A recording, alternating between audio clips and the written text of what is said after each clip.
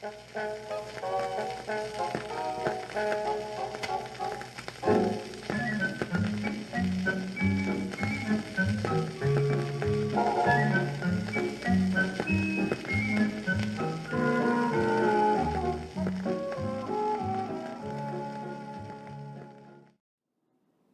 YouTube!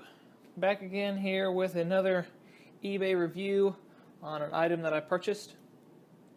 This is a 9-piece set. It is an Rj45 Rj11 Cat 5 crimper and a bunch of cable strippers. So we'll go right into it. I have looked into this and I did add some things, but I didn't really mess with it too much. So there's a lot to look at here. It is from Japan, made by MTC Tools. A lot of Japanese writing on the back. But yeah, so here's everything. Little flap there to hang it out.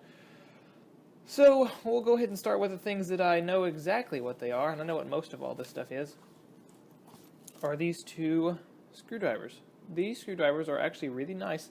This is a really soft rubber, nice to grip. I believe that those are magnetic. I believe these are magnetic ends. They are. So that's really convenient. So I like that a lot. Yeah, these are really nice. These are really nice screwdrivers. What to go to next? All right. Well, we'll go over here straight to the crimper. Its packaging. Really nice, all metal right here. This is a kind of a cheaper plasticky rubber type thing. Not exactly sure what that is, but it does feel nice. This model does do 6-pin, 8-pin, and 4-pin. So RJ11 or RJ12, RJ11, and RJ45. This device here actually does have a cutter down here. It's got a blade. You can see when you close it, it does cut. And then here it has a place for a rounded and flat cable where you can strip them. We will do a demonstration of that as well as the crimper here. And actually, we'll do that right now. So I actually have this cable here that I don't need. It does have an RJ12 cable or a connector on the end. That's what we'll be putting on it. But it has 6 pins in there. So this particular cutter is very simple. Clips right off. And then the stripper on this one, if I can see it, there it is. Just slide it through. Come on.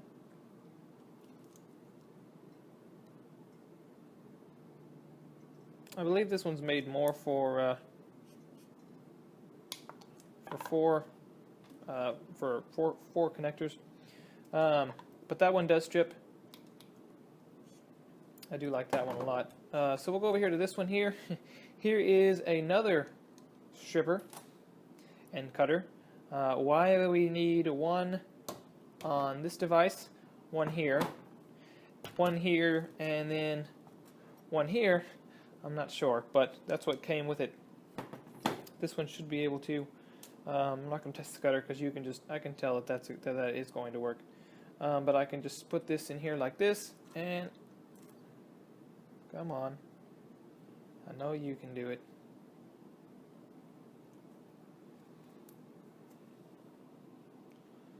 One of these days. There we go. There it is. Alright. So we will actually crimp on an RJ12 connector on there. The white goes in the first pin and the blue in the last. I can already tell you that this is going to be too long.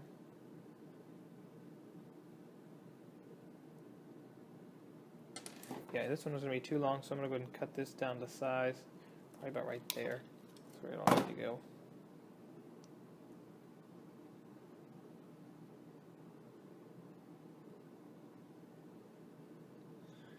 And you can see all the colors are in there, nice and flush. I'm almost certain that it's the white.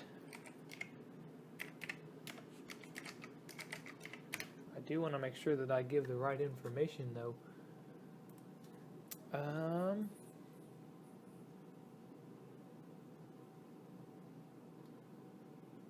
Yes, it is. The white does go over here. So we'll stick that right in the crimper here. It just goes in like so, and crimp it down. And now it does not come off. Very nice. I like it a lot. Yeah. All right. On to our next item here. So yeah, like I said, you know, this is that. It's got a stripper here for stripping flat cable, and it's got a cutter here, and then it's got a stripper here for rounded wire. This is a punchdown tool as well as a little stripper there. This punchdown tool is more specifically for your keystone type jacks. You would just you'd run your wire in the back, and then you would push it down just like that. So I like this. I have a few of these that I'll be using. You'll see this in some videos coming up. So I really did need this tool. This tool right here is a punchdown tool. This is a punchdown tool for a 66 block and some other blocks as well. I don't know exactly which ones off the top of my head, but this one would work for 66 punchdown block. Here is another stripper.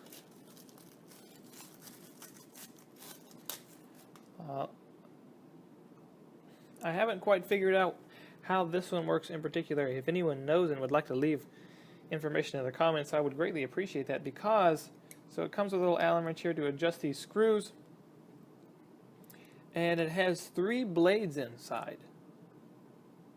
So perhaps this is set up to run your wire through, and it will strip the outer coating off and then the inner coating of the wire off as well. That's all that I can assume that this is for, but I am not sure on that. So if you do know, please feel free to leave a message in the comments. So this is what I've added to. So this device, or this little kit, comes with 10 of these Rj45 Jacks. And it comes with this really nice little holder here, but I purchased 50 because I will use these more of the Rj12, so I went ahead and put these in here. I couldn't fit them all in there, but the majority of them are here. So I like how this is in a little container, and it'll sit in there. And then off to this tester. So if you watched my other videos, then you know that I just purchased a tester. Well, I purchased this, which does the same thing. It does test. This is for testing the connections to make sure that, you know, each wire, when it runs from one jack, it runs to the other, one end to the other, and it's making full connection. So this device does come with one. I really like this one a lot. This one also works as a line tracer. But let's take a look at this. It does come with instructions that are all in English, so that's a plus. These two slide apart, but I will say right off the bat, they are extremely cheap feeling. I mean, you just hold it and you just feel the cheapness. It uses a 9-volt battery, so I will go ahead and plug that in. Unlike the other device, so this tester here, this one actually requires batteries in both ends of it, where this one does not have a battery in it.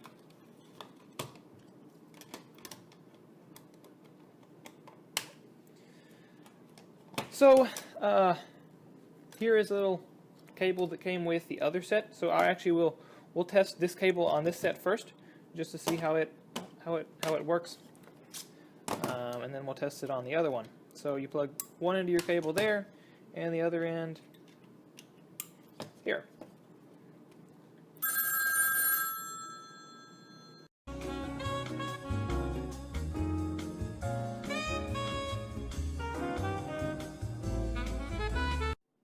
Sorry about that, guys. You know, rule number one about shooting a video is make sure that you silence your set. And that is something I did not do. But that was an important call. I did have to go take care of something. But back to this now. So we'll go ahead and test this and see, you know, to make sure that, you know, all lights light up. So this wire is good. All the connections are perfect. So we'll take that same cable over here and plug this into the Rj45 jack, and this one into the Rj45 jack. This one actually has a Rj12 and an Rj45 on the opposite side. So I plug these in here and I put it to the on position.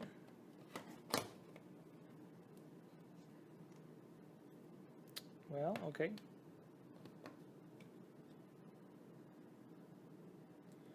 So it's going through and lighting up each individual line to show that each one is working. And that is something that I found out that I don't like about this. If you noticed, is that correct? Or is it working now? Okay. Well, when I messed with it earlier, it seemed to work and seemed to skip that last digit there. So that's in the scan position, the S position, and when you put it in the on position, it seems to just scan them faster.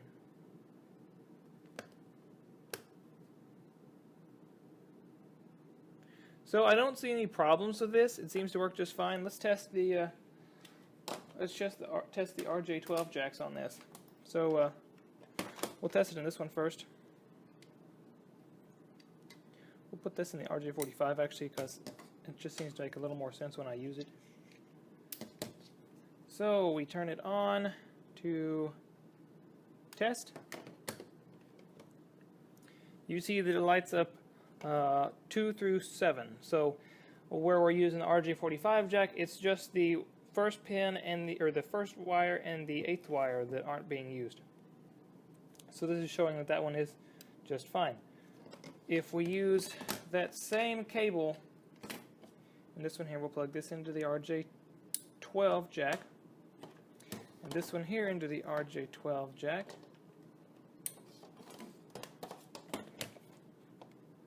We turn it on. Well, it is upside down, and I apologize for that.